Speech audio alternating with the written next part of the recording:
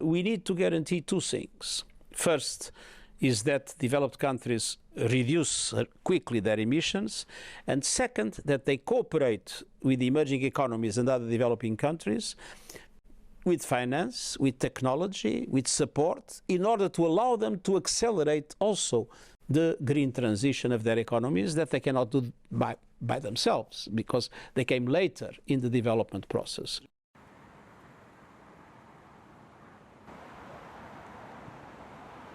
Developed countries have promised $100 billion per year in 2020. We are in 2022, it has not yet happened. And this is just a drop in the ocean. I mean, we also need a stronger engagement of international financial institutions in climate action, in support of developing countries, and leveraging private finance to support developing countries on these.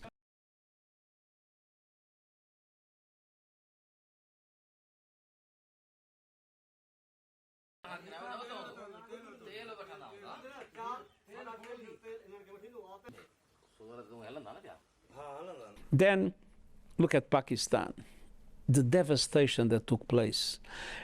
Obviously, you cannot avoid a situation like that, but you can, to a large extent, control it better if you have massively invested in what is called adaptation, in building resilience, in having resilient infrastructure. I mean, just a simple thing. The roads that had been built higher resisted. The roads that have been built at a lower level were destroyed, which means investments need to be made, namely in the countries that are more impacted by climate change, to protect those countries from the impact, the devastating impact of climate change. But that requires investment, and that requires knowledge and technology. And these the developed countries need to provide.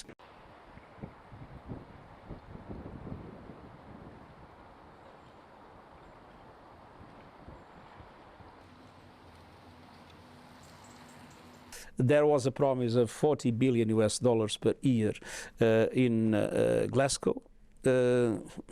We'll see whether the promise will be met or not, but it's not enough. Developing countries need about $300 billion per year to invest in adaptation, in resilience, to protect their societies. And then there is loss and damage.